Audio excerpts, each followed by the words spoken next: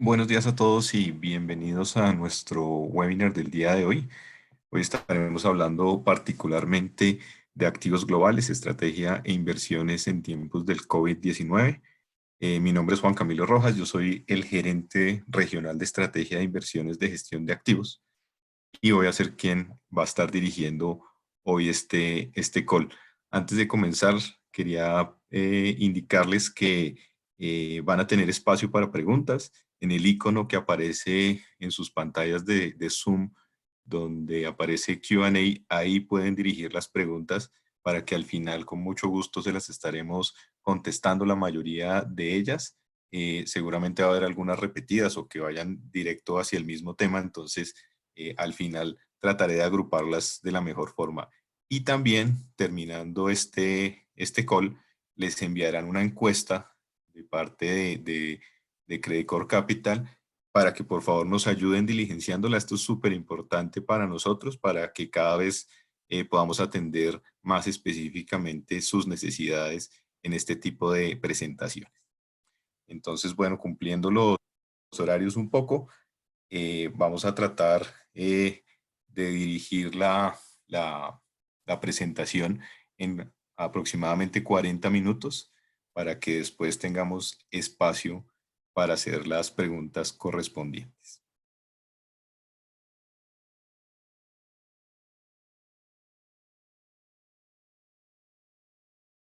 Lo primero que quisiera mencionar aquí, con lo que quisiera arrancar, es cómo le ha ido a los activos durante el año 2020.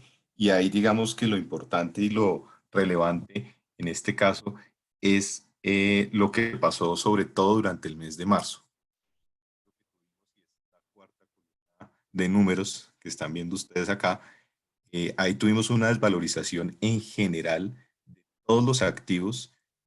Tal vez el único que no dentro de estas clases y subclases que incluimos acá como las más generales fueron los bonos del Tesoro a 10 años, que tuvieron una rentabilidad del 2,9% en ese mes. De resto, fíjense que por grandes clases la renta fija global cayó un 2,8%, la renta variable global un 13,5%, y los commodities, que también han sido noticia en las últimas jornadas, cayeron 12,8%. Al interior, en las subclases o en las regiones, ahí al final lo que uno se encuentra es que efectivamente casi que ningún activo se salvó, y con caídas importantes como pasó, por ejemplo, en el caso de la renta fija con el high yield americano y los mercados emergentes. En el caso de la renta variable, con las caídas importantes en los mercados emergentes, Latinoamérica como protagonista, con un menos 34% en dólares. Y digamos que también Europa, ahí es bueno mencionarla porque también tuvo caídas importantes en algunos de sus países. Y el Reino Unido, pues que ya no hace parte de este grupo, pero que también efectivamente tuvo caídas relevantes. Dentro de los commodities, pues ya los conocidos, el petróleo, sobre todo en ambas referencias, en el WTI menos 54%, en el Brent menos 55%. Incluso fíjense que el oro, que sirve de activo refugio, también tuvo contracción en el mes de marzo, cayendo marginalmente, pero al final también con resultados negativos. ¿Qué ha pasado durante este mes corrido? Y esto es con corte al viernes pasado. Fíjense que en realidad hemos tenido una recuperación casi en todas las clases de activos, no de todo lo que se había retrocedido durante el mes de marzo, pero sí con un rebote que ya deja ver algo, digamos, como de acción de las herramientas de política monetaria y fiscal que han emprendido los diferentes países. Entonces ahí, en el caso de la renta fija, hemos tenido una valorización del 1,2%, muy explicada por lo que es el high yield, el investment grade y algo los mercados emergentes. Y en la renta variable, una valorización del 8,6%, donde se destaca el comportamiento sobre todas las bolsas, digamos, del mundo. Estados Unidos con un 11,5% de valorización. En los commodities, esto como les digo es hasta el viernes, entonces no alcanza a tomar lo que pasó ayer particularmente con el petróleo WTI, una valorización de 0,4%, donde se destacaba la valorización que había tenido el Brent de un 23,5%, como les digo, a corte de la semana pasada.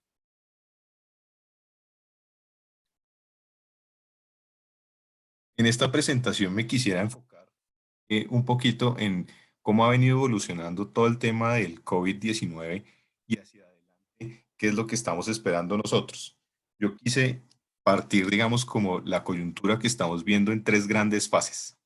La fase uno, que es estrellarse contra la realidad, es la que ya estamos viviendo, la que hemos transitado en los últimos meses desde enero, que considerábamos que esta coyuntura era muy localizada, muy pasajera, que no iba a tener gran impacto cuando solamente se creía que era de China y particularmente de una región de China, pero ese estrellarnos contra la realidad fue pues la evolución efectivamente de la enfermedad que pasó de ser una epidemia a ser una pandemia en el mes de marzo, con unas realidades importantes que desencadenaron desde luego revisiones también a la baja en términos de crecimiento económico a nivel global.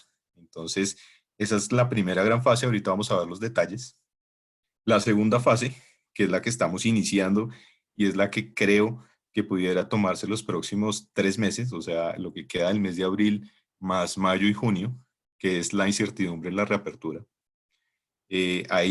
Estamos preparados efectivamente para esa reapertura. ¿Qué evidencia tenemos en este momento para hablar con palabras, digamos, más firmes de esa reapertura y lo que pudiera causar?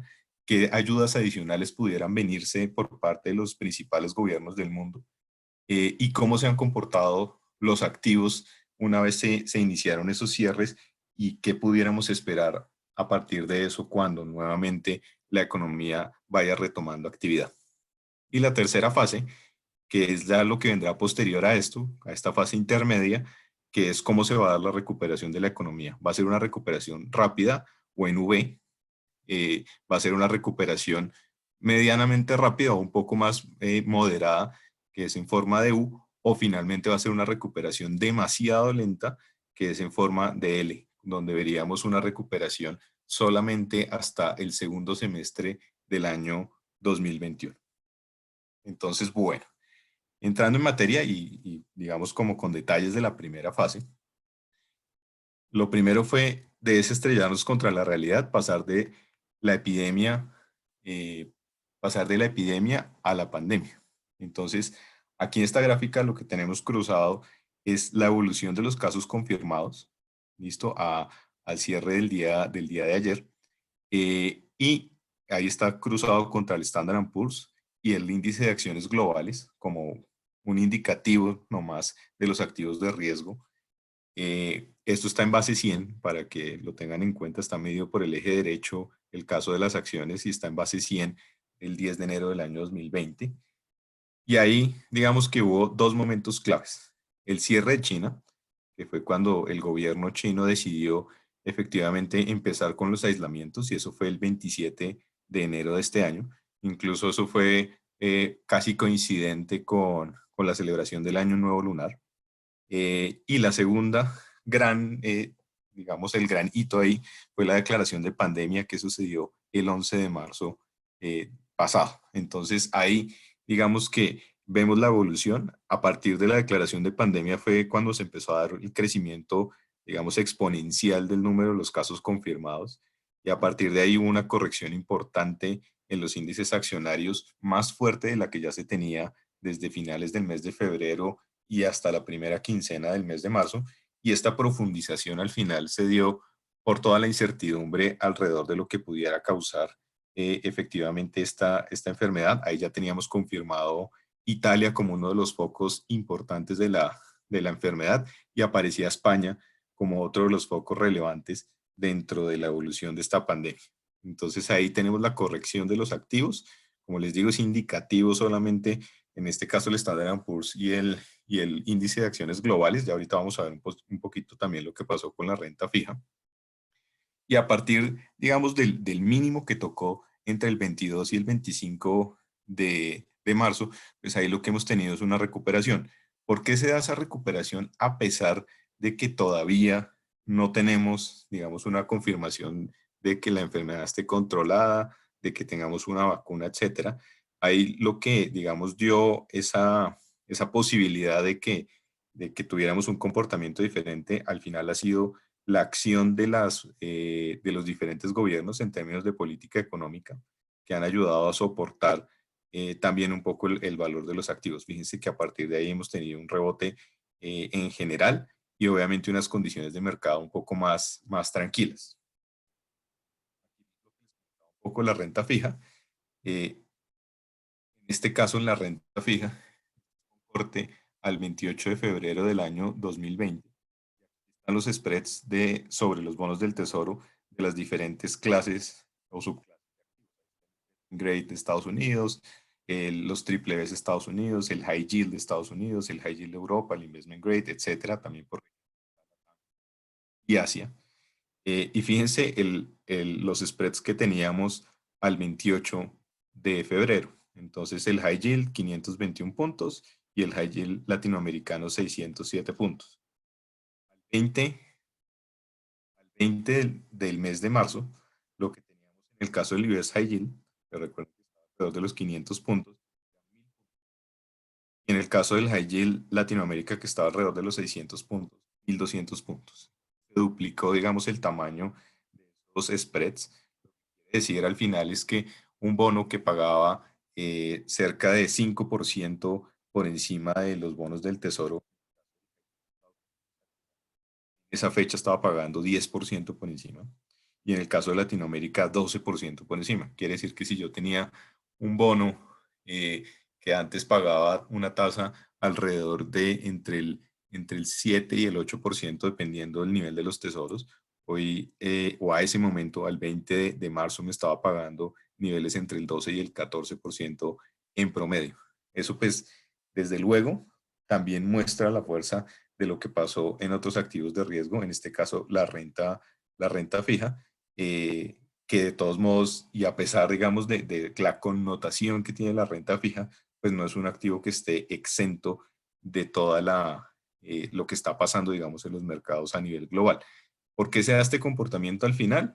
Esto también tiene detrás el hecho de que el mercado siente que no hay tanta liquidez y al no haber tanta liquidez, pues digamos, privilegia el hecho de tener esa liquidez a la mano. Y en ese sentido, pues lo que hace es que para tratar de, entre comillas, evitar que los inversionistas se desinviertan, pues empieza a reconocer primas de riesgo mucho más alta por dejar la liquidez quieta o alocada en alguno de los activos.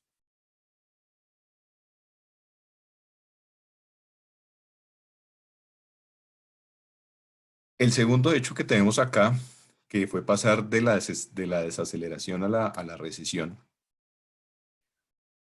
este es también una de las tablas que hemos visto en estos webinars frecuentemente. Y aquí lo que tenemos es la evolución que ha tenido el índice PMI. Este es el índice compuesto, o sea, el que agrupa tanto manufactura como servicios, o sea, es un buen indicador líder del comportamiento de la economía.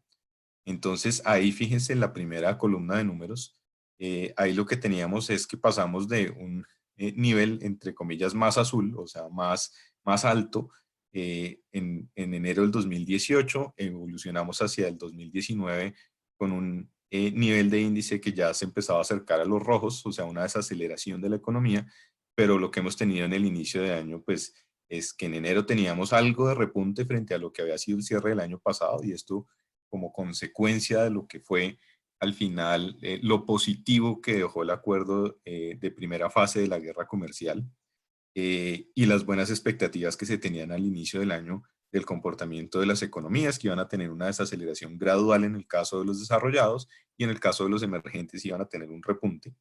Pero fíjense al final cómo nos estrellamos contra la realidad cuando empezamos a conocer los efectos del coronavirus. Entonces, febrero, que particularmente estuvo marcado por emergentes, y en este caso China, con una caída del índice. Recuerden que este índice es base 50, lo que quiere decir que por debajo de 50 se considera contracción y por encima de 50 se considera expansión. Entonces ahí tuvimos una caída muy fuerte, de hecho, en el caso de China, de 51 a 27 puntos. Para los emergentes fue de 52 a 39. Y en el caso de los desarrollados, de hecho, Estados Unidos alcanzó marginalmente a mostrar algo de desaceleración durante el mes de febrero, lo que hizo que ya para febrero la economía como un todo empezara a mostrar contracción. Y eso se profundizó durante el mes de marzo. Fíjese que en marzo ya no era solo un caso de los emergentes, sino que era también un caso de los desarrollados, donde Estados Unidos, la Eurozona, Reino Unido y Japón, como principales exponentes, pues ya tenían todos sus indicadores en rojo y con niveles bastante bajos. Y en el caso de los emergentes, ahí están los grandes representantes, China, Brasil, Rusia e India. El único que se salva ahí tal vez es India, que todavía, digamos, durante el mes de marzo mostraba algo de expansión, aunque marginal, pero en el resto de los grandes representantes, digamos, lo que teníamos era contracción, incluso en China, que aunque moderó esa contracción, seguía en contracción. Este estrellarnos contra la realidad también nos lleva a este modelo, este cuadro, lo que me muestra al final son un grupo de indicadores para la economía de Estados Unidos, y ese grupo de indicadores lo que me da al final es una señal de recesión o no recesión, o qué probabilidad al final tengo de recesión. Fíjense que ya con los datos conocidos hasta el momento, lo que marca es que Estados Unidos está en un 100%, no es noticia, pero lo importante es ahí cómo seguimos hacia adelante. Entonces, después de esto, nuestro escenario base lo que implica es que va a ser una recesión corta. Fíjense que acá los naranjas intensos duran un poco menos que en el caso más ácido. Y ahí lo que tendríamos es una recuperación donde la probabilidad bajaría a un 14%, incluso en la segunda parte de este año, durante el segundo semestre. En el caso más ácido, esto dura un poco más y solamente hasta el final de este año estaríamos viendo una caída de la probabilidad de recesión al 35%, que todavía, digamos, es moderada, no es baja, lo que implica que vamos a tener una recuperación un poco más lenta. En la crisis financiera, esta probabilidad de recesión duró en el 100% casi año y medio. Entonces, digamos, para tener también un orden de magnitud, aquí lo que estamos previendo es que pueda ser, así sea una recuperación moderadamente lenta, digamos, lo que estamos esperando es que al final no tenga una duración tan larga. Ese es un caso bien importante porque al final, digamos, de lo que dependemos hacia adelante, no solo es la profundidad en la caída, sino la duración en el tiempo que tenga al final esa contracción. Entonces, pues, desde luego, eso es como también para ser ilustrativo y tenerlo en cuenta. La tercera característica de esta primera fase pues, fue pasar de la austeridad a la abundancia. Ahí pongo exceso o necesidad, eso pues digamos el tiempo lo dirá. Eh, pero aquí lo que hemos tenido o lo que ha caracterizado digamos esta parte es todas las ayudas que han entregado los principales bancos centrales del mundo. Y ahí fíjense que tengo comparado lo que fue el QE de Estados Unidos en su primera, segunda, tercera etapa y lo que fue el total traído a valor presente. Y eso fue un 15,7% del Producto Interno Bruto. Y eso fue entregado, fíjense, desde el año 2010 hasta casi el año 2014-2015, cuando finalizó el tema del tapering. Entonces, pues ahí al final, digamos que tuvimos un periodo de 4 años donde se entregaron esas ayudas. En este momento, con el QE sin límite que llamó al final el mercado un poco y atendiendo, digamos, a lo que había dicho el gobierno de Estados Unidos sobre lo que iba a hacer, perdón, la Reserva Federal de Estados Unidos sobre lo que iba a ser su expansión monetaria, con eso ya tendríamos un estimado del 17% en temas de entrega de liquidez de mediano plazo. ¿Qué es liquidez de mediano plazo? Al final, no la que se está entregando vía repos, porque si le sumamos eso, llegaríamos hasta 5 o 6 trillones, lo que casi que duplicaría, digamos, este valor que estamos calculando acá. Pero en todo caso, fíjense que en menos de un mes, en realidad la Fed lo que definió fue un plan muy similar a lo que ya tenemos o a lo que tuvimos durante el plan posterior a la crisis 2008-2009.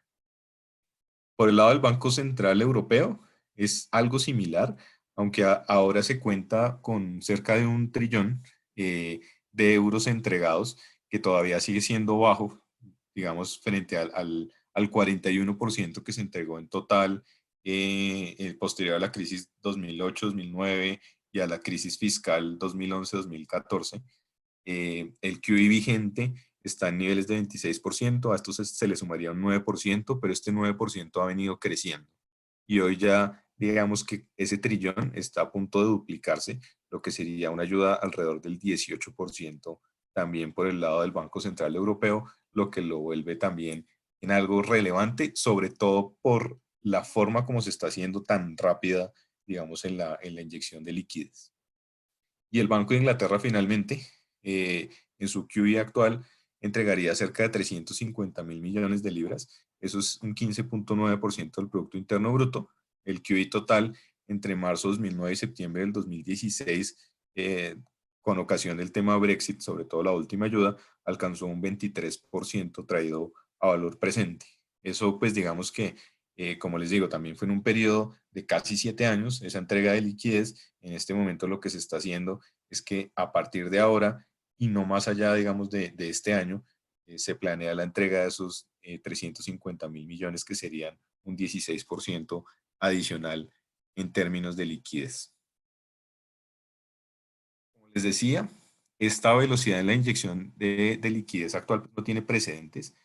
Nuevamente hago el ejercicio indicativo contra los activos de riesgo y cómo evolucionan estos activos en la medida en que tenemos inyecciones de liquidez. En la izquierda, ustedes ven la gráfica del Standard & Poor's contra la hoja de balance de la Fed o la liquidez, digamos, que tiene la Fed, y atendiendo a esos 3.5 trillones adicionales que estaría entregando la Fed al menos, pues digamos que, fíjense que había una correlación relevante del comportamiento de las acciones en este caso contra el comportamiento o la entrega de liquidez. Entonces ahí esto va a ser importante hacia adelante. Por ahora, digamos, esto, como les digo, lo que ha ayudado es a atenuar un poquito las caídas que tuvimos en el mes de marzo, pero seguramente cuando tengamos ya más entrada a esa gran fase 2 de la que vamos a hablar en un rato, pues seguramente esto sí se pudiera haber representado en valoración de los activos de mayor riesgo, teniendo en cuenta que ese exceso de liquidez pues ya en este momento sí no será, digamos, tan necesario en el corto plazo, por lo que irá a tomar posición en diferentes activos. Si uno lo mira frente a las hojas de balance del mundo, y ahí estamos sumando la Fed, el Banco Central Europeo, el Banco de Japón y el Banco de Inglaterra, y ahí lo que tenemos es que el comportamiento frente a las acciones globales es también similar. Entonces, esos excesos de liquidez, al final, en la medida, como les digo, que vayamos teniendo más certeza del comportamiento de la economía, seguramente irán tomando un comportamiento alcista. Entonces, pues ahí la recomendación que creo que con varios de ustedes lo he hablado personalmente es, si hay oportunidades, pero hay que irlas tomando con tranquilidad. Y esa tranquilidad, pues al final se refleja en entrar en diferentes momentos del tiempo, en ir atendiendo a las noticias que se vayan dando frente a estas reaperturas y también lo que va a ser la fase 3 de qué tan rápido va a ser la recuperación de la economía. Por el lado fiscal, el tema ha sido similar. Lo que hemos tenido por el lado fiscal es que en promedio los países desarrollados han entregado 6.9% del Producto Interno Bruto, donde se destaca, ahí ustedes lo ven, Alemania, con un casi 19% del Producto Interno Bruto, Japón, en Estados Unidos, llegando casi al 10% del PIB. Y en el caso de los mercados emergentes, un 2.8%. Ahí se destaca Singapur, un 11%. Los países de Latinoamérica, miren aquí Chile, casi un 5%, Brasil casi un 3%.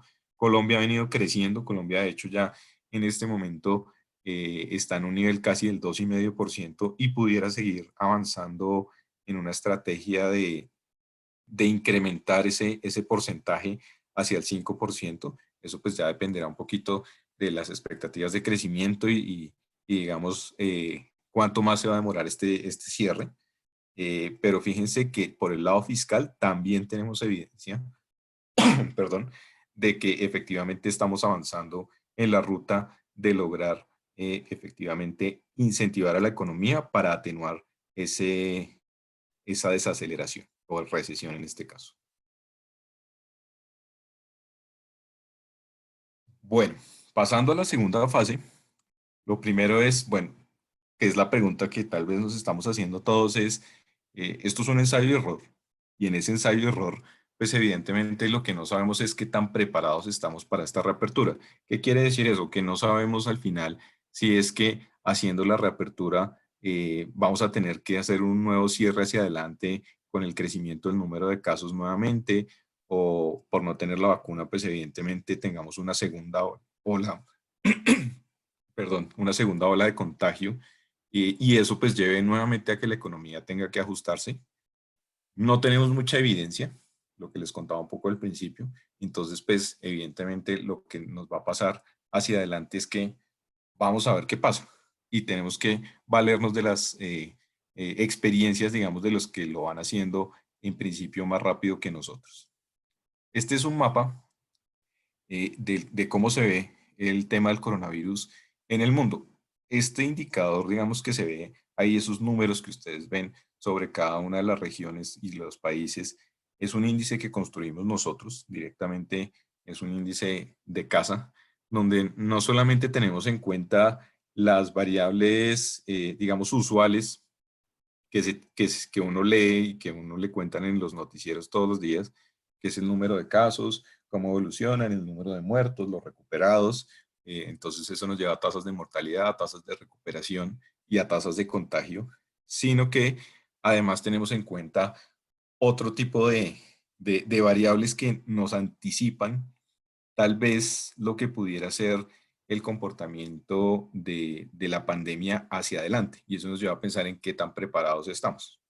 Entonces ahí tenemos en cuenta el número de camas por millón de habitantes, las pruebas realizadas, los niveles de cierre o aislamiento que han tenido los diferentes países, la población más vulnerable que se considera la de mayor a 65 años, las camas en unidad de cuidados intensivos, etcétera. Digamos como que más variables, son cerca de 16 variables al final las que tenemos en cuenta para llegar a este indicador. Este indicador va de 0 a 100, donde 0 es el mejor resultado, digamos, donde el país estaría mejor preparado o ya está dejando atrás el tema de la epidemia. Y 100, pues es un número malo, digamos, el peor que pudiera tener cualquier país. Al final, lo mismo, los colores pues van en esa misma línea, entre más rojo peor, entre más verde mejor. Y ahí lo que tenemos es, por ejemplo, los casos malos: Estados Unidos, España, Reino Unido, Italia, todavía Francia, por el lado más de Asia, Irán, como uno de los protagonistas. Fíjense que China todavía, a pesar de que lleva una evolución mucho más adelantada que los demás países del mundo en esta pandemia, pues todavía tiene un nivel, un indicador alto, o sea, lo pone en riesgo hacia adelante. Rusia, que ha venido apareciendo como uno de los protagonistas, digamos por el lado malo, con el crecimiento del número de casos tan fuerte que ha tenido recientemente. Y por el lado bueno, digamos, está Australia, Tailandia, Malasia, Corea del Sur, como uno de los principales, digamos, del Oriente. En Europa, a pesar de que hay números malos, que todos los conocemos, pues también hay números buenos, como el caso de Austria, Noruega, Islandia, Finlandia, Hungría, Estonia. El mejor número, de hecho, lo tiene Croacia, que no aparece ahí. Eh, y por el lado de América y América Latina, pues Estados Unidos, que ya lo había mencionado, como uno de los malos. Brasil, digamos, también aparece como uno de los malos. Ecuador, que todos conocemos los casos que ha habido allá. Y por el lado bueno, digamos, aparece Costa Rica, Argentina, Panamá. Colombia está como en un intermedio. Digamos, eso ya dependerá un poquito más de cómo se dé la evolución de los casos hacia adelante. Y desde luego, teniendo en cuenta ese tipo de cosas, pues es que se ha decidido, se ha tomado la decisión en Colombia de ampliar el periodo de cuarentena hasta el próximo 11 de mayo. Entonces, pues al final este índice lo que nos indica es qué países estarían en riesgo si se diera una reapertura muy rápida. Entonces ahí aparecen Estados Unidos, que ha estado pues en el centro de las críticas de qué tan rápido se va a dar esa reapertura. Reino Unido, que recientemente amplió e hizo mucho más restrictiva el bloqueo que tiene sobre la economía. España, que está en plena reapertura. Italia, que ya dio anuncio de reapertura para las próximas semanas. Eh, y el caso, digamos, intermedio que tenemos ahí, y el cual va a ser posiblemente ejemplo hacia adelante, es Alemania, que ya también inició reapertura durante la semana pasada y vamos a ver eso como evolución. Esos son los ejemplos que tenemos hoy y son los de los que nos tenemos que valer para ver si al final efectivamente se puede ir dando una reapertura de las economías. Esto es otro de los gráficos que con lo les he mostrado, les he ilustrado la evolución del coronavirus en las diferentes presentaciones y es en el lado de la gráfica de la izquierda, lo importante ahí es ver cómo ha evolucionado esa tasa de crecimiento día a día y afortunadamente la tasa de crecimiento de número de contagios pues ha venido disminuyendo. Pero por el otro lado, la gráfica de la derecha lo que nos muestra es China es el más avanzado en esta enfermedad. Digamos, es el parámetro por ahora que tenemos en temas de evolución del COVID-19 y qué tan atrasado va el mundo. Y al final lo que uno encuentra es que el mundo va atrasado frente a lo que fue China 53 días. ¿Qué quiere decir eso? El primer caso en China se conoció el 21 de enero, digamos, como el primer registro grande que se tuvo no solo del primer caso, sino de números de casos ya de contagio. Y a partir de ahí, digamos, como que empezó toda su ruta del cierre de la economía, de la reapertura de la economía que estamos viendo ahora y, digamos, de lo que viene, que es la recuperación. Entonces, en ese sentido, si estamos atrasados casi 2 meses, pues evidentemente el punto de quiebre para China, que es eh, digamos, como esta joroba que se le ve acá a esta curva, eso fue el 12 de febrero. Y a partir de ahí empezó como la transición hacia un crecimiento mucho más lento del número de casos, lo que se está viendo aquí en la gráfica de la izquierda para el resto del mundo. Entonces, quiere decir que hasta finales de abril, ahí deberíamos empezar efectivamente a ver el tema de reaperturas como algo más evidente, pero no en todo el mundo, sino obviamente en las economías que iniciaron sus cierres mucho más rápido y que evidentemente han logrado controlar esa curva de contagio. Listo, en eso Colombia no se ve mal, porque de hecho Colombia arrancó más rápidamente con ese cierre o con esos bloqueos para evitar un contagio más grande. Y en ese sentido, pues la reapertura, vamos a ver qué tan rápido se puede dar. Aquí el problema en Colombia es que dentro de los indicadores que nosotros tenemos ahí en el índice de COVID-19, el número de pruebas realizadas es bajo. Entonces, digamos, en Colombia hay ese riesgo. El riesgo, digamos, de una segunda ola de contagio teniendo en cuenta que todavía no se han realizado suficientes pruebas en Colombia para que tengan una idea. Perdón, hemos hecho una prueba por cada 1.000 habitantes, mientras que, por ejemplo, casos como Perú, que tuvo un crecimiento exponencial hace un par de semanas, se han realizado casi 9 a 10 pruebas por cada 1.000 habitantes. Entonces, son diferencias que al final pesan en la decisión, digamos, de ver qué tanto está controlada efectivamente esa curva de contagio.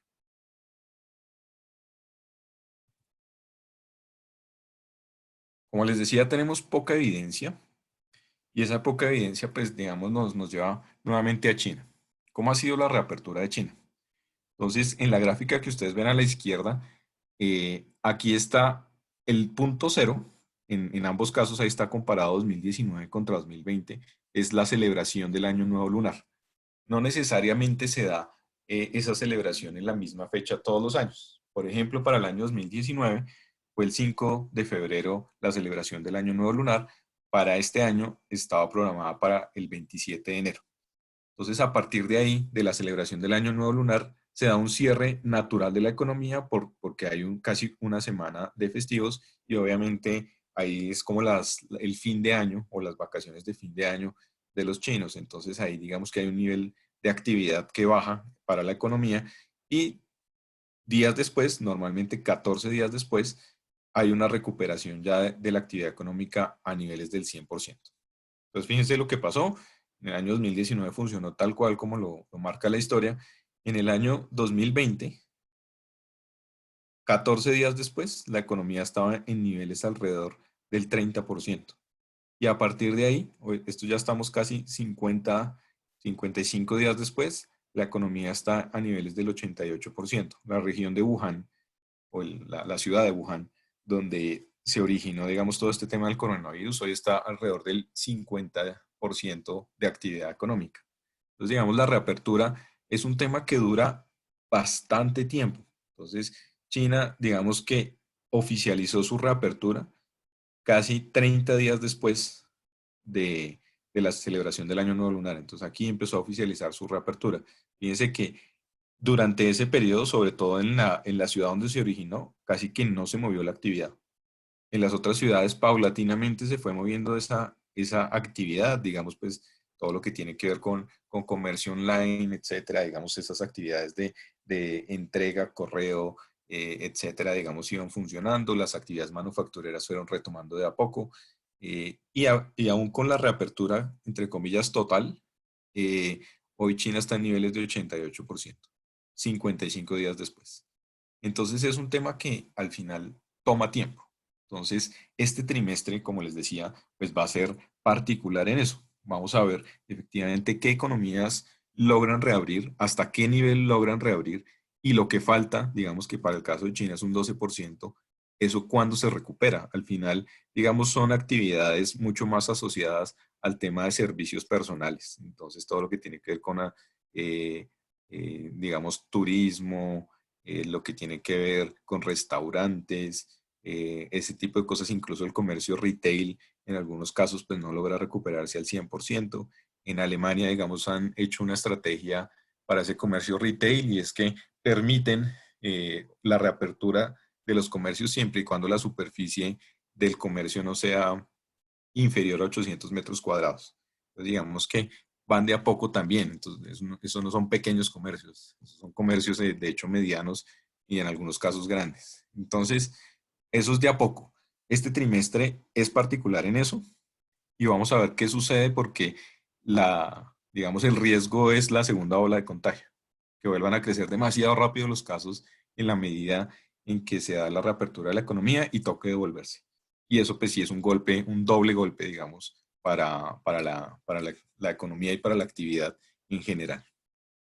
En la gráfica de la derecha está cruzada la tasa de mortalidad contra el grado de reapertura aquí por estado o ciudad, y esto es China. Y fíjense que en la medida en que las tasas de mortalidad han sido más altas, el nivel de reapertura pues tiende a ser más bajo. ¿Listo? Entonces pues aquí está Wuhan particularmente, que digamos que es el extremo, pero está aquí, por aquí está Shanghai, ¿listo? Por aquí está Shenzhen, que digamos son particulares en eso, que ya tienen niveles de reapertura altos, incluso llegando casi al 100%, pero no es para toda la economía. Entonces, fíjense, aquí está como la línea de tendencia media, por debajo de eso se considera que han tenido un nivel de reapertura más bajo de lo esperado, y ese nivel de reapertura más bajo de lo esperado, pues al final, digamos, los lleva a que su actividad sea más lenta, su recuperación sea más lenta, y obviamente este proceso de reapertura se amplíe y eso pues tiene sus consecuencias económicas y desde luego si se convierte a nivel país, pues consecuencias también sobre la valoración de los activos de ese país. Más ayuda, digamos que aquí lo que hemos querido ilustrar es un poco lo que está en discusión hoy en el Congreso de Estados Unidos o pues, por estos días en el Congreso de Estados Unidos. Y es bueno, a partir, digamos, de lo que pase con la economía, de la forma como crezca la economía, como se dé esa recuperación, efectivamente se va a necesitar más ayuda o no se va a necesitar más ayuda. Digamos que aquí nosotros hicimos unos cálculos que para el caso de Estados Unidos se pudiera llegar a necesitar una ayuda adicional de más allá de esos 2 trillones que se entregaron ya o que están, digamos, aprobados como plan fiscal, se necesitaría cerca de 1 trillón adicional para que Estados Unidos efectivamente pudiera reponer en parte ese crecimiento que va a perder durante el 2020 y el 2021. Entonces, al final, digamos que estas ayudas adicionales, recuerden que como les decía, estamos en un ensayo y error. Entonces, pues al final veremos efectivamente esos efectos macroeconómicos hasta dónde nos llevan en términos de gasto. Y no solo es Estados Unidos, si uno empieza a ver todas las economías, las ayudas han venido siendo crecientes en la medida en que se han detectado sectores o actividades más vulnerables. Entonces, pues evidentemente eso ha hecho que los gobiernos en algunos casos redireccionen ayudas y en otros casos dupliquen ayudas. Lo que quiere decir que ayudas ya entregadas, por un lado, se tienen que reforzar con otras adicionales para llegar a otros sectores o para reforzar lo que ya se había considerado, perdón, dentro de los primeros ayudas entregadas. Entonces, digamos, no sería extraño ver, como les digo, algún tipo de ayuda adicional en el caso de Estados Unidos, aquí lo cito como ejemplo, pero en el caso de todas las economías, como les decía, en el caso de Colombia, pues al final, si uno atiende a las cuentas que hizo el ministro de Hacienda, de que por cada día de cierre son 2 billones perdidos, ya vamos 30 días, son 60 billones perdidos en términos de crecimiento de actividad económica, y más o menos eso pues, sería lo que tendría que entrar a reemplazar el gobierno. Ese 5% del que les hablaba al inicio, del que pudiera llegar el gobierno de Colombia, son cerca de 50 billones. Vamos a ver, eso pues digamos, como les digo, son parte de lo que se especula hacia adelante, de lo que pudiera ser esta esta segunda fase de reapertura. Finalmente, en esta fase, ¿cómo se han comportado los activos en el cierre? Y esto es como la previa a la reapertura. Aquí es simplemente, nuevamente, una gráfica ilustrativa de lo que ha sido la renta variable internacional antes y después de los cierres o de los lockdowns que han hecho las diferentes economías. Aquí tenemos particularmente en el eje vertical, tenemos el cambio en lo corrido del año, del precio de las acciones en lo corrido del año, y en el eje horizontal tenemos el precio posterior a un cierre de la economía de más allá del 50%. ¿Qué consideramos nosotros 50%?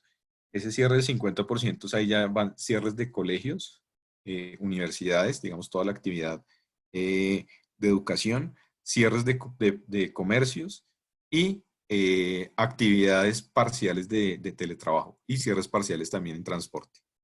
Entonces, aquí fíjense lo que pasó. En lo corrido del año, por ejemplo, el caso de Brasil, que es el que aparece aquí más abajo a la izquierda, en lo corrido del año sus acciones se han desvalorizado casi un 47-48%.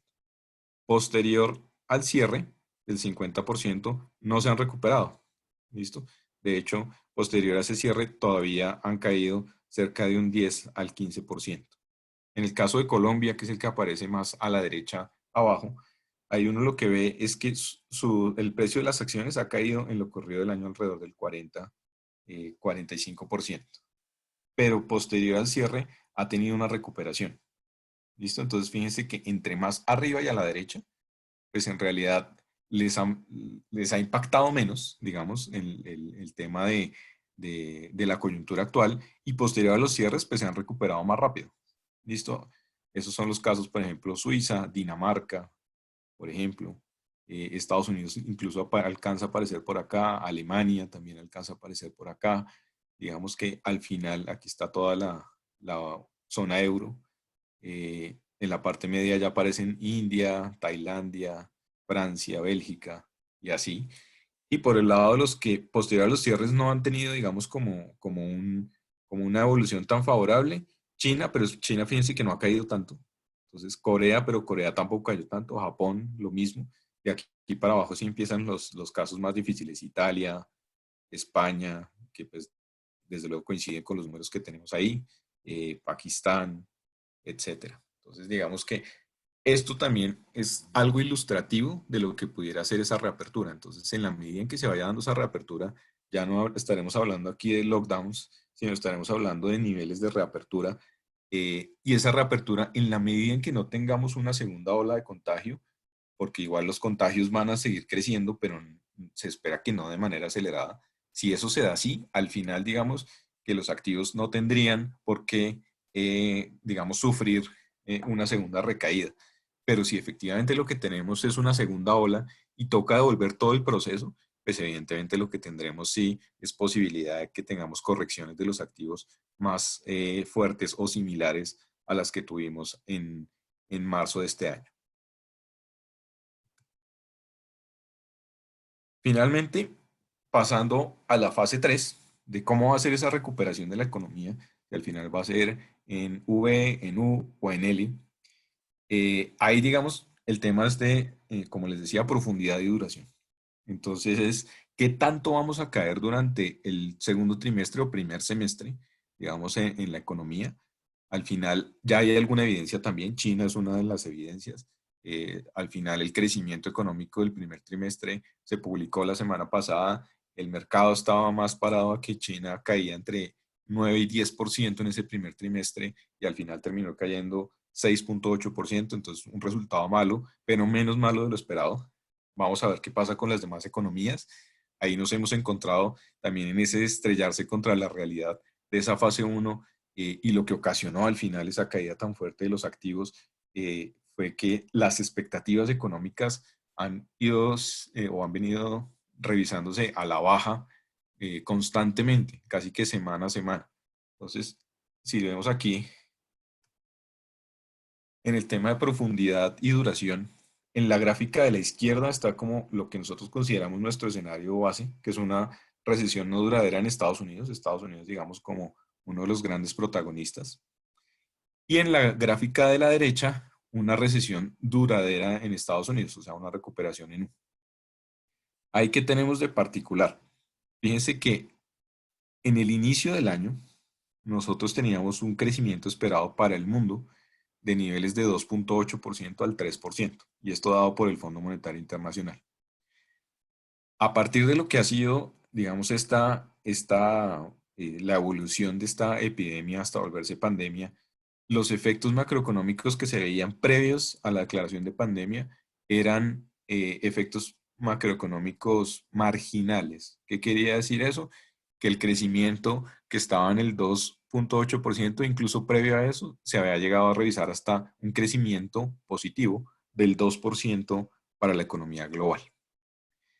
Posterior a la declaración de pandemia y ya viendo los efectos que esto causaba en los cierres, conocidos los primeros datos de China previo a toda la publicación que se dio del PIB del primer trimestre, esas revisiones a la baja han sido constantes, tanto que, como les muestro aquí, en nuestro escenario base nosotros esperamos que el mundo tenga una contracción del 2,1%. O sea, casi que borramos el 2,8% que se esperaba positivo y ahora vamos en negativo 2,1. Esos son casi 5 puntos porcentuales frente a la proyección inicial. Y en el peor escenario que estamos considerando en este momento, pues ya el mundo no caería 2,1, sino que caería 3,6%. Entonces, pues ahí también, digamos, se ve un efecto macroeconómico relevante que casi que nos lleva a borrar 7 puntos del Producto Interno Bruto entre lo que era la proyección inicial de crecimiento y lo que es la proyección ajustada. Eso al final va a ser bien importante, como les digo, de si nos vamos más por el escenario base o si nos vamos más por el escenario alternativo, y alternativo es malo, porque ahí digamos que sí que será importante ver cómo es que los gobiernos van a responder, porque ahí casi que si nos vemos abocados al peor de los escenarios, que sería una recuperación en el que ni siquiera lo tenemos acá, porque en realidad es algo incalculable, que sería volver al cierre total de las economías y casi que esperar la vacuna, porque ahí no habría, entre comillas, esperanza de ver cómo es que se reactivan las economías si es que no hay una cura efectiva y estamos siempre abocados a recontagios o al crecimiento del número de casos en el país. Entonces, pues evidentemente ese es el escenario, ese sí es muy, muy ácido, y en ese sentido, pues digamos que creemos que no es que sea improbable, pero efectivamente lo que creemos es que evidentemente se va a poder ir avanzando en la reapertura de las economías. Entonces, esto va a ser bien clave hacia adelante. ¿Cómo vamos? O si vamos por el lado de recesión no duradera, o si vamos por el lado de una recesión más duradera, eso también va a tener impacto sobre los activos, porque recuerden que los activos recogen esto en anticipo. ¿Qué quiere decir eso? Que si este segundo trimestre no tenemos unas señales claras de reapertura de las economías, seguramente lo que tendremos es que esa recuperación que vimos en los activos, posterior a mediados del mes de marzo, pudiéramos tener una nueva caída, y esa nueva caída con una recuperación ahí sí mucho más lenta. Mucho más lenta, ¿qué quiere decir? Que solamente, seguramente hasta el último trimestre de este año estaremos viendo un repunte posiblemente más definido de los precios de los activos, y eso pues desde luego demorará las rentabilidades que estaremos esperando.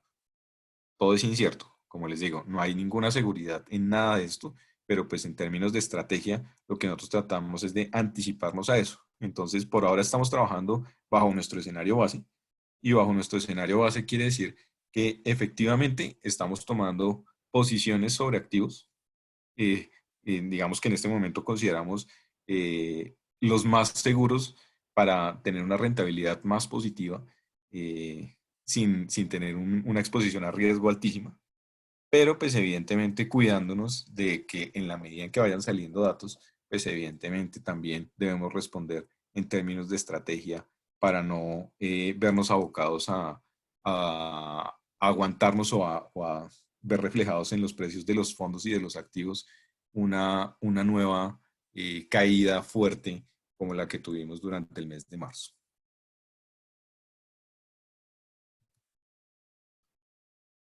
Finalmente, el tema de reactivación y empleo va a ser importante.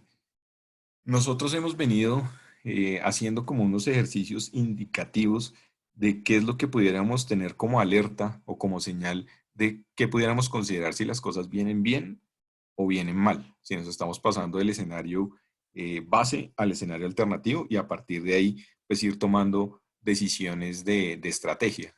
Esta gráfica que aparece acá en la izquierda es cómo debería ser la evolución del Producto Interno Bruto en Estados Unidos sin el efecto COVID, que eso pues ya obviamente es simplemente indicativo, y con lo que estamos esperando en el escenario base para el efecto COVID.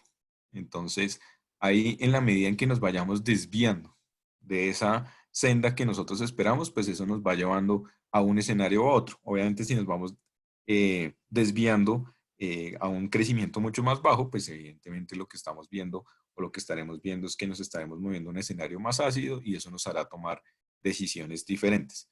Pero desde luego que nosotros no podemos trabajar con los indicadores observados. Nosotros tenemos que anticiparnos y tratar de ver efectivamente cómo es que se comportan esos indicadores líderes y traducir esos indicadores líderes en dinámicas de crecimiento y a partir de ahí tomar decisiones de estrategia de lo que pudiera ser el comportamiento de los activos hacia adelante. En la gráfica de la derecha tenemos la evolución esperada de la tasa de desempleo.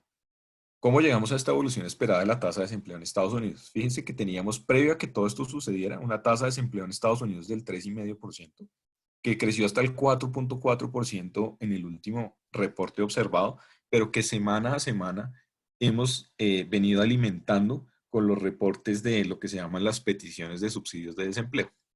Entonces, con esas peticiones de subsidios de desempleo, eso lo podemos traducir en número de desempleados, tratando de proyectar la tasa de desempleo. Fíjense que la tasa de desempleo, en este caso, en el escenario base, nos da que pudiera llegar hasta el 22% en los próximos 2 meses, o sea, muy rápido. Si hay un desvío de esa tasa de desempleo hacia arriba, o sea, que se van a niveles incluso por encima del 25%, como lo marca alguna de las casas de inversión que seguimos también, pues evidentemente eso nos dejará en un escenario de crecimiento mucho más ácido y eso seguramente hará que estemos pensando más en una recuperación más lenta o en U, como les decía anteriormente, más que en una recuperación rápida en V, como la que tenemos en el escenario base. ¿Listo? Entonces, esto es uno de los indicadores que nosotros tenemos, actualizamos y le vamos haciendo seguimiento para que a partir de ahí podamos ir teniendo una cifra clara de lo que pudiera ser el resultado macroeconómico en anticipo para poder tomar decisiones de estrategia. Entonces, esto es, como les digo, uno de los indicadores que usamos. Este indicador en particular, pues, tiene en cuenta este indicador de desempleo proyectado, tiene en cuenta la recuperación. Fíjense que la recuperación no se da este año. En total, en el mercado laboral, terminaríamos con una tasa de desempleo alrededor del 12% y solamente hasta el 2021 una tasa del 3,5%. Digamos que ahí todavía estaríamos asumiendo que tenemos una recuperación total en el escenario base incluso de 18 meses. Tampoco es que sea tan rápida, lo que pasa es que el deterioro si baja muchísimo de aquí a diciembre, ya no estaríamos en una tasa del 22, sino en una tasa del 11, que es parecida a la que teníamos en la crisis del 2008-2009 y la recuperación de ahí en adelante pues va a ser mucho más rápida de lo que fue la crisis financiera. Entonces, esos indicadores tienen en cuenta los sectores que nosotros consideramos que pueden reabrir más rápido, como son manufactura, construcción, actividades o servicios, digamos, que se puedan prestar remotamente. Y también, obviamente, la recuperación más lenta en lo que tiene que ver con ocio, acomodación o hoteles, por ejemplo, el comercio retail. Digamos que eso también asumimos una senda de recuperación de empleo mucho más lenta y por eso esta tasa de desempleo al final no llega a los niveles iniciales tan rápido, sino que se demora o tiene un periodo de transición. Pero todo esto al final, para decirles, esto es lo que utilizamos nosotros como herramientas para hacer la estrategia de los activos. O sea, no estamos esperando a que nos confirmen el PIB del primer trimestre o el segundo trimestre de Estados Unidos o del mundo para tomar decisiones, sino que estamos tratando de trabajar con la información más reciente para ir moviéndonos en anticipo y tratar, obviamente, de minimizar los impactos negativos sobre los activos y, obviamente, maximizar los positivos.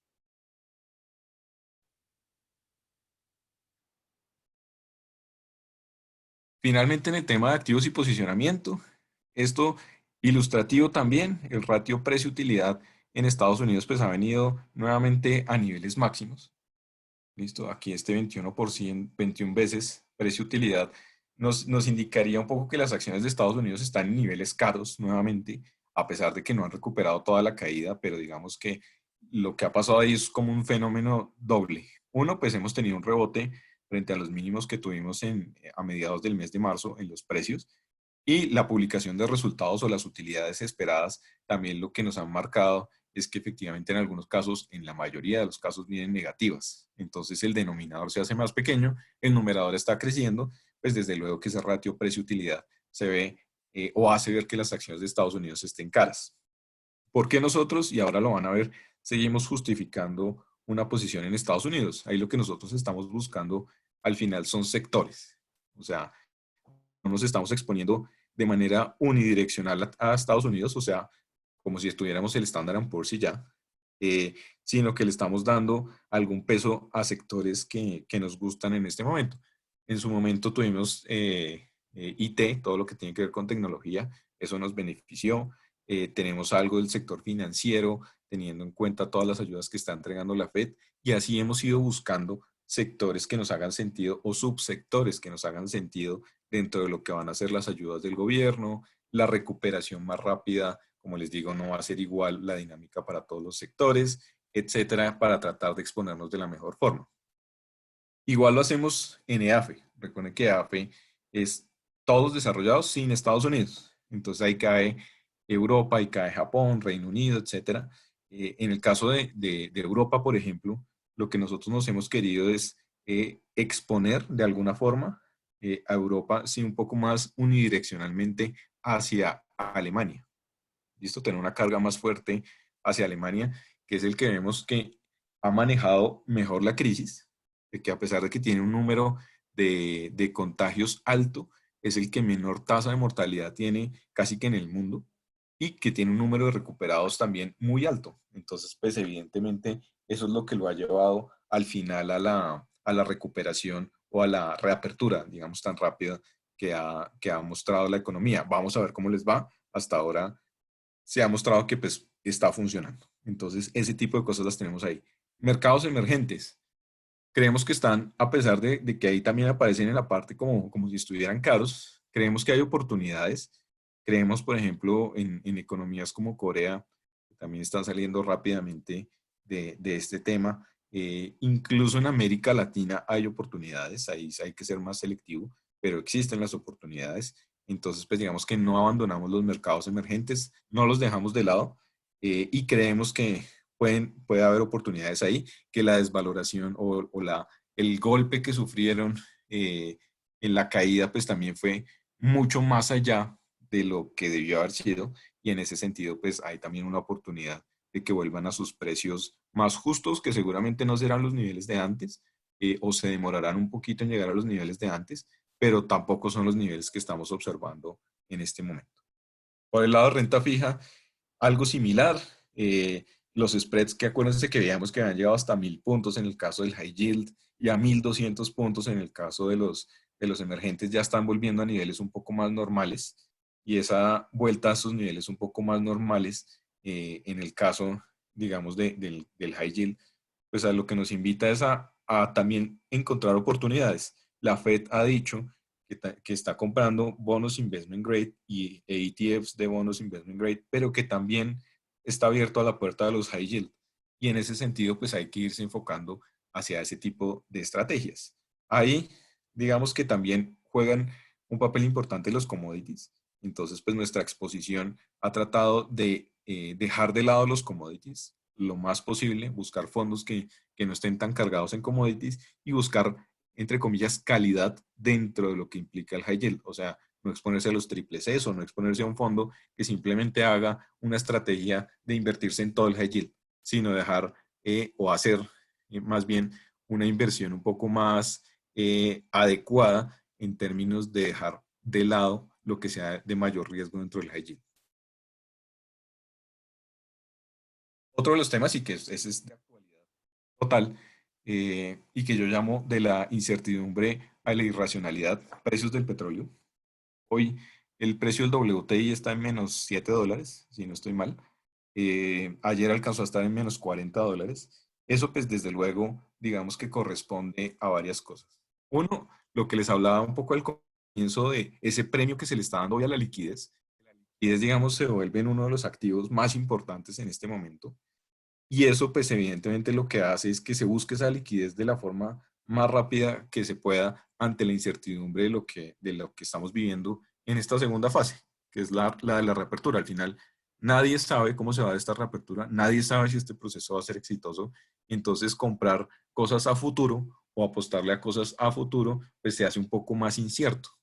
Entonces, pues ayer, digamos, se vencía ese contrato de petróleo para entrega en mayo y pues todavía no se ve que mayo sea la fecha en la que efectivamente la economía va a estar nuevamente funcionando en el mundo ni siquiera un 50%. Entonces tener, digamos, barriles de petróleo para vender, pues va a ser difícil al final de encontrarles comprador tan fácil. Entonces eso fue lo que al final, digamos, desencadenó el hecho de que se pagaba más o menos a alguien para que le ayudara a los que tenían o a los que iban a recibir esos barriles de petróleo a deshacerse del problema, además porque no había suficientes lugares en el mundo donde guardarlos. Entonces, pues, evidentemente eso genera este tipo de distorsiones. Nunca había pasado, o sea, nunca habíamos tenido un precio negativo en los futuros de petróleo. Entonces, pues al final, digamos que desde luego esto lo que marca es el desconocimiento por parte de todos, o sea, no quiero decir que yo sepa efectivamente qué va a pasar, sino pues el desconocimiento y la incertidumbre por parte de todos que nos lleva a tomar decisiones de este estilo. Ahí hay que tener un poco de calma, eh, que creo que con muchos de ustedes lo he hablado en ese sentido, de no dejarse llevar por este tipo de cosas pensando en que más o menos esto es un escenario de el mundo se va a acabar. O sea, hacia adelante el mundo no va a existir. Entonces, pues me voy deshaciendo de todos los activos que tengo, porque como el mundo no va a existir, pues eso no tiene ningún valor. Entonces, pues evidentemente, eso ya son casos extremos. Entonces, también para tenerlos en cuenta. Y finalmente, nuestro posicionamiento. Como les digo, en el lado de renta variable, nuestras regiones favoritas son Estados Unidos y los mercados y emergentes en general. Nuestra región menos favorita es Europa y Japón y Reino Unido, muy cercano al neutral, digamos, que no es ni favorita ni poco favorita, con algunas restricciones. Reino Unido todavía no nos gusta tanto, de hecho, ahí aparece como neutral, pero estamos un poquito ponderados, no se ve, digamos, por efectos de la gráfica. Europa, como les digo, no nos gusta, pero dentro de Europa sí nos gusta Alemania. Entonces, como un todo no nos gusta, pero Alemania nos gusta. Y por el lado de la renta fija, no nos gustan los bonos del tesoro, pero nos gusta en cambio el investment grade. Ahí está la gran apuesta, digamos, de la Fed para inyectar liquidez al mercado. Nos gusta el high yield, listo, como les digo, con las restricciones que les había indicado anteriormente. Y nos gustan los corporativos emergentes, por supuesto, con esos spreads creciendo que tuvimos también esa un poco irracionalidad de la reacción del mercado total, llevando los spreads a 1.200 puntos en promedio para Latinoamérica y en Asia llevándolos a cerca de 1.000 puntos, pues evidentemente esos no son los valores justos.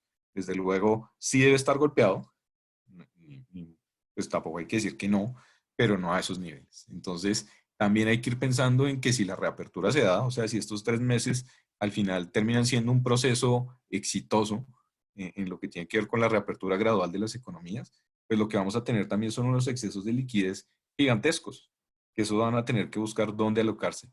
Y eso pues seguramente favorecerá también los mercados emergentes. Entonces, como les digo, todo esto es pensando en adelante. Y todo esto va cambiando de acuerdo a la información que vayamos recibiendo y a los indicadores que vayamos construyendo para tratar de dilucidar de la mejor forma ese futuro. Listo, con esto termino. Ahí quedó ya abierto a la revisión de las preguntas que ustedes me han formulado. Entonces voy a salirme un poquito de la transmisión eh, y voy a empezar a mirar preguntas para ver qué tienen ustedes por acá.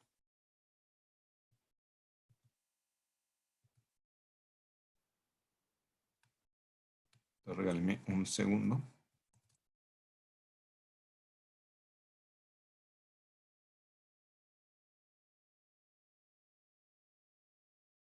Revisando porque no me aparece.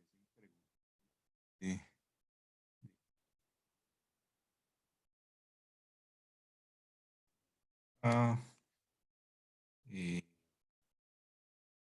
bueno, aparentemente pues no hay preguntas. De todos modos, quedo muy pendiente, obviamente a través de sus comerciales de banca privada, pues me pueden contactar y pues buscamos los que sean necesarios para efectivamente poder eh, contestarles sus preguntas y para poder, digamos, como atender esas inquietudes que tengan sobre los diferentes activos. Eh, entonces, pues aquí tal vez hay un par de preguntas, una sobre los precios de las acciones petroleras. Ahí digamos que en este momento, en general en el mundo, y ahí me preguntan por ExxonMobil, en general en el mundo, pues obviamente estamos viendo una distorsión en este caso. Como les contaba, es un tema de irracionalidad. Si uno mira la curva de futuros del petróleo hacia segundo semestre, ya el WTI nuevamente aparece en niveles positivos y en niveles positivos que incluso llegan a los 30, $40. Eh, entonces, pues ahí al final, digamos que es un tema de corto plazo. Eh, Evidentemente, como les digo, no corresponde esto a la realidad. Obviamente empresas como estas dedicadas al tema petrolero y que tengan como base el WTI, pues sí, seguramente disminuirán su nivel de exploración y explotación en el corto plazo. Entonces reajustarán sus planes. De hecho, anoche en Bloomberg Televisión estaban pasando varias entrevistas con diferentes personas hablando de, de al final eso cómo cambiaba los planes de exploración y explotación. Entonces, pues evidentemente eso si se da, al final son cambios en los ingresos o en el flujo de ingresos de las compañías y eso pues seguramente explicará desvalorizaciones en el corto plazo de las acciones pues asociadas a a este producto en particularmente. Entonces, pues ahí digamos que parte como toda el tema. En el caso de Ecopetrol, y no me voy a extender mucho ahí, porque pues ya han tenido, creo que calls diferentes en los donde les han mostrado los precios objetivos de cada una de las compañías aquí en Colombia, pero Ecopetrol pues tiene una característica que si bien no lo deja fuera de esta turbulencia, pues sí lo tiene un poco más estable y es el hecho de que nuestra referencia es Brent. Entonces, pues el Brent ha caído, digamos, pero no está a niveles negativos. Digamos, hoy se estaba transando en la mañana a $21, $22. Ayer, cuando se dio la caída hacia los menos $40 del WTI, el Brent estaba transando a 25. Entonces, digamos que al final sí tiene alguna afectación también de corto plazo, simplemente por ese spread normal que se maneja entre uno y otro, pero no lo estoy viendo en niveles negativos ni nada por el estilo. Me preguntan por el tema del dólar en general. El dólar global, al final, digamos, si se espera fortalecimiento o debilitamiento, eso dependerá de esta segunda fase. En nuestro escenario base lo que estamos esperando es debilidad. ¿Y debilidad por qué? Porque estamos viendo que efectivamente este trimestre de transición nos dura las economías, así sea de manera gradual, y eso dejará excesos de liquidez, digamos que rondando la economía, y eso lo que va a hacer, pues evidentemente, es desvalorizar el dólar por exceso de oferta del lado de la Reserva Federal. En la medida en que esa reapertura se esté más firme, entre comillas, y que vaya evolucionando de buena forma, pues seguramente los flujos irán viajando a tomar posición, como les decía, en activos, entre comillas, baratos.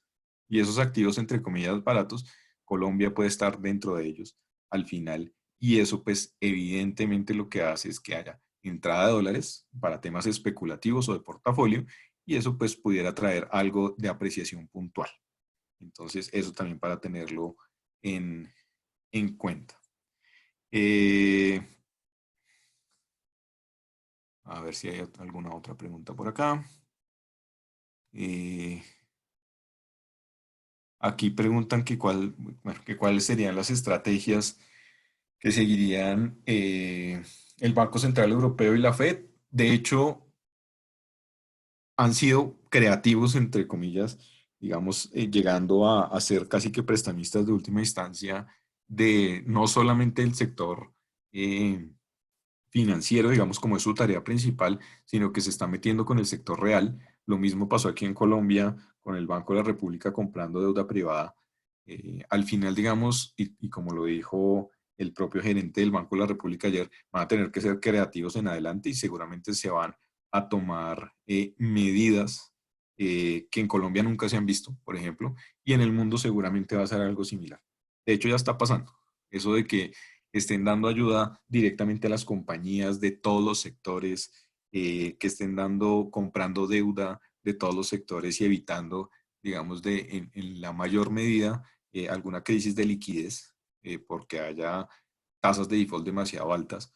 Al final, esas son herramientas que para los bancos centrales son extrañas, porque pues su tarea directamente no es esa, pero pues evidentemente lo que hacen al final es justificarlo bajo la sombrilla de, de tener eh, la estabilidad del sistema financiero.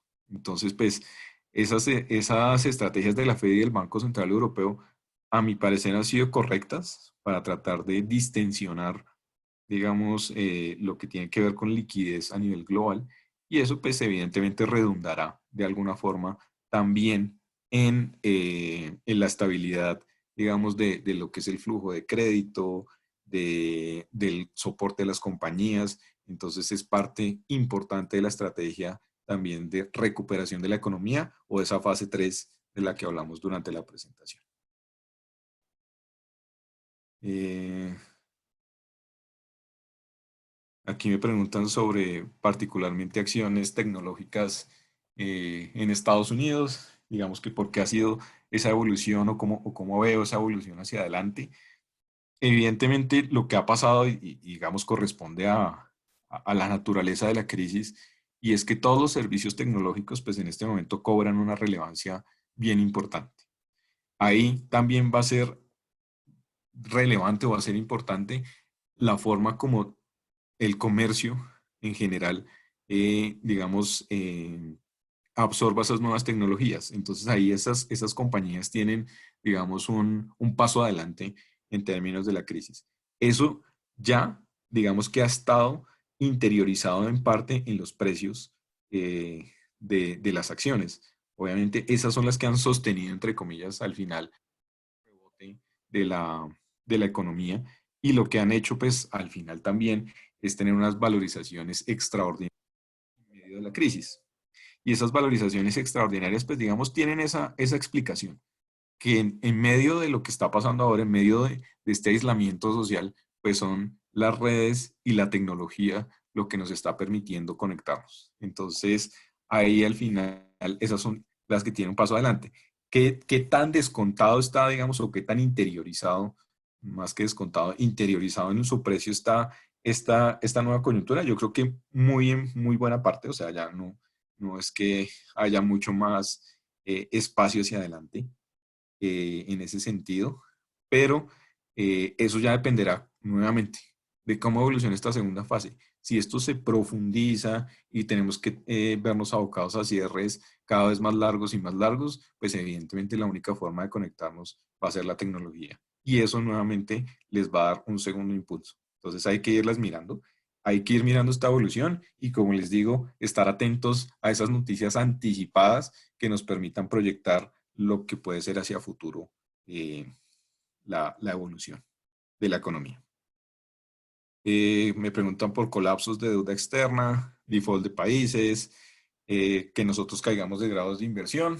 Digamos que en el corto plazo no parece tan probable, en el mediano plazo sí, seguramente nosotros perderemos ese grado de inversión. Eso creo que es algo que dentro del valor de los activos incluso ya está interiorizado. Entonces, pues no sería raro, pero al final también lo que hay que pensar es un poco esos excesos de liquidez que van a hacer. Entonces, recuerden ustedes, y es un ejemplo que siempre cito cuando me hablan del caso de Colombia y del grado de inversión y que sería gravísimo si lo pierde y entonces ¿qué va a pasar?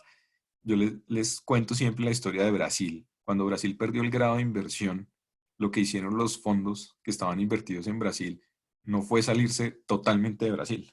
Lo que hicieron fue decir, ok, ya no podemos tener activos que no sean grado de, o no podemos tener a Brasil dentro de nuestros fondos porque no corresponde a los activos grado de inversión. Entonces lo que tenemos que hacer es crear fondos que no sean grado de inversión y simplemente seguir invirtiendo en activos que les creamos en Brasil. Y eso fue lo que hicieron. Entonces, pues, al final, digamos que en el caso de Colombia particularmente, pues la historia no se ve tan fea como para creer que Colombia va a ser degradado infinitamente, eh, tipo Argentina, Venezuela, digamos, para citar casos conocidos, sino que si perdemos el grado de inversión, seguramente será por un tema puntual, que es el que estamos viviendo ahora, y es el que nos ha obligado a llevar al extremo nuestras finanzas públicas, pero que nuestro récord de, de juicio, digamos, en temas macroeconómicos, nos devolverán ese grado de inversión en el futuro adelante, seguramente 2 años adelante o 3 años adelante de hoy, pero pues, digamos, Colombia no se verá en un deterioro constante y eso pues al final pues lo hace verse diferente bajo esta coyuntura de pérdida de grado de inversión. Que haya gobiernos que se quiebren, obviamente siempre uno lo piensa y siempre el principal o los principales que salen ahí son los europeos. Hay que ver qué pasa con ellos, hay que ver cómo evolucionan y por eso nos gusta Alemania dentro de Europa. No nos gustan muchos más, porque sí vemos ese riesgo como algo importante. Bueno, les agradezco mucho haber atendido la presentación. Seguramente a través de los comerciales les harán llegar el link para que puedan repetir si es necesario y la presentación desde luego queda a disposición también para que se las hagan llegar. De mi parte no es más sino agradecerles. Muchas gracias y nos estaremos viendo en un siguiente webinar. Que estén bien.